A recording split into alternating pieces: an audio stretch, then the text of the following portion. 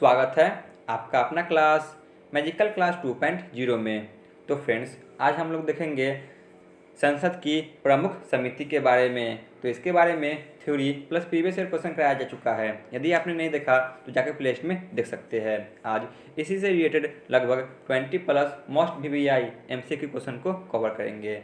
आप लोग इसे कवर कर ले, आपको यहाँ से एक भी प्रश्न नहीं छूटेंगे।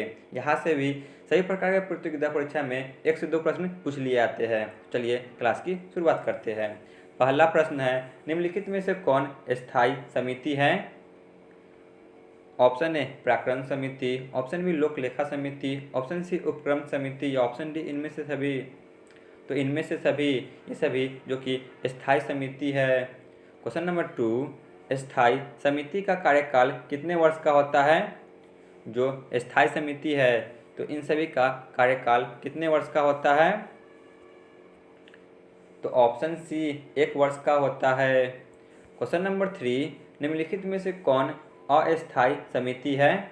ऑप्शन ए लोक लेखा समिति, ऑप्शन बी जांच समिति, ऑप्शन सी विशेषाधिकार समिति या ऑप्शन डी विभागीय समिति। तो इनमें से जांच समिति जो कि अस्थायी समिति है। क्वेश्चन नंबर 4, निम्नलिखित में से सबसे पुरानी समिति कौन सी है? बताइए, इनमें से सबसे पुरानी समिति कौन सी है? तो निम्नलिखित में से सबसे पुरानी समिति जो कि लोक लेखा समिति है। Option A. क्वेश्चन नंबर 5, लोक लेखा समिति का गठन कब किया गया था? जो लोक लेखा समिति है तो इसका गठन कब किया गया था? यह सबसे पुरानी समिति है। तो ऑप्शन ए 1921 में। क्वेश्चन नंबर 6, लोक लेखा समिति में कुल कितने सदस्य होते हैं? जो लोक लेखा समिति है तो इसमें कुल मिलाकर कितने सदस्य होते हैं? तो ऑप्शन बी, इसमें 22 सदस्य होते हैं। क्वेश्चन नंबर 7, लोक लेखा समिति की जुड़वा बहन के नाम से किस समिति को जाना जाता है? लोक लेखा समिति है तो इसके जुड़वा बहन के नाम से किस समिति को जाना जाता है?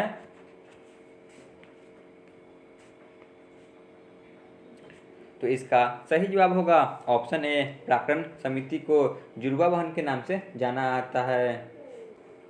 क्वेश्चन नंबर 8, किस समिति में मंत्रिपरिषद के कोई भी सदस्य शामिल नहीं होते हैं? बताइए, किसमें मंत्रिपरिषद के कोई भी सदस्य शामिल नहीं होते हैं?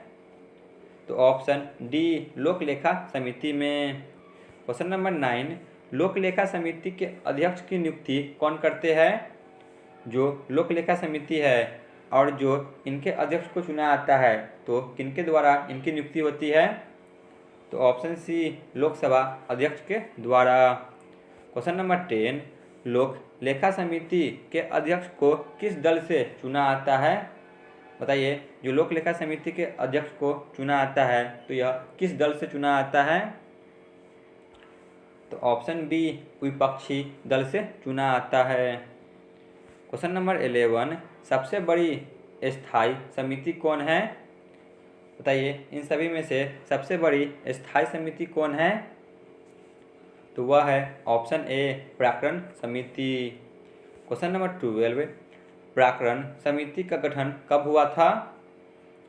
जो प्राक्कलन समिति है तो यह सबसे बड़ी स्थायी समिति है। इसका गठन 1950 में हुआ था। Option B. क्वेश्चन नंबर 13, प्राक्कलन समिति के गठन का सुझाव किसने दिया था? जो प्राक्कलन समिति है तो इसके सुझाव किसने दिया था? तो इसका सुझाव ऑप्शन डी, जॉन मथाई के द्वारा दिया गया था। क्वेश्चन नंबर 14, प्राक्कलन समिति के गठन के समय जॉन मथाई किस पद पर आसीन थे? जब प्राक्कलन समिति का गठन किया गया था 1950 में तो उस समय जो जॉन मथाई है यह किस पद पर आसीन थे? तो ऑप्शन डी, यह उस समय वित्त मंत्री थे। क्वेश्चन नंबर 15, प्राक्कलन समिति में लोकसभा के कितने सदस्य शामिल होते हैं? प्राक्कलन समिति में लोकसभा से 30 सदस्य शामिल होते हैं। Option B. क्वेश्चन नंबर 16, प्राक्कलन समिति में राज्यसभा से कितने सदस्य शामिल होते हैं? प्राक्कलन समिति में राज्यसभा से एक भी सदस्य शामिल नहीं होते हैं। जितने भी सदस्य हैं यह सभी जो कि लोकसभा से ही चुने जाते हैं। क्वेश्चन नंबर 17, प्राक्कलन समिति का कार्यकाल कितने वर्ष का होता है? प्राक्कलन समिति का कार्यकाल 1 वर्ष का होता है। Option C. क्वेश्चन नंबर 18, लोक उपक्रम समिति में कितने सदस्य होते हैं? लोक उपक्रम समिति में 22 सदस्य होते हैं। Option B. क्वेश्चन नंबर 19, लोक उपक्रम समिति में राज्यसभा से कितने सदस्य को चुना आता है? तो ऑप्शन डी, राज्यसभा से 7 सदस्य को चुना आता है, वही लोकसभा से 15 सदस्यों को चुना आता है और कुल मिलाकर 22 सदस्य लोक उपक्रम समिति में होते हैं।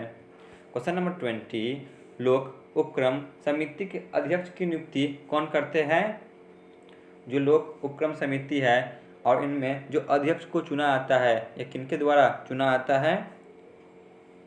तो ऑप्शन सी, लोकसभा अध्यक्ष के द्वारा।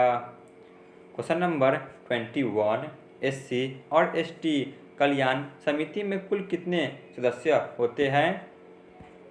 जो एससी और एसटी कल्याण समिति है तो इसमें कुल मिलाकर कितने सदस्य होते हैं? तो ऑप्शन सी, इसमें 30 सदस्य होते हैं।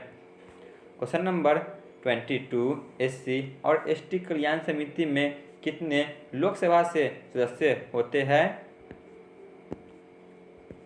तो लोकसभा से इसमें 20 सदस्य होते हैं और राज्यसभा से 10 सदस्य होते हैं। कुल मिलाकर इसमें 30 सदस्य होते हैं। तो चलिए चलते हैं अंतिम प्रश्न पे। विभागीय समिति में कुल कितने सदस्य होते हैं? जो विभागीय समिति है तो इसमें कुल मिलाकर कितने सदस्य होते हैं? तो इसमें 31 सदस्य होते हैं।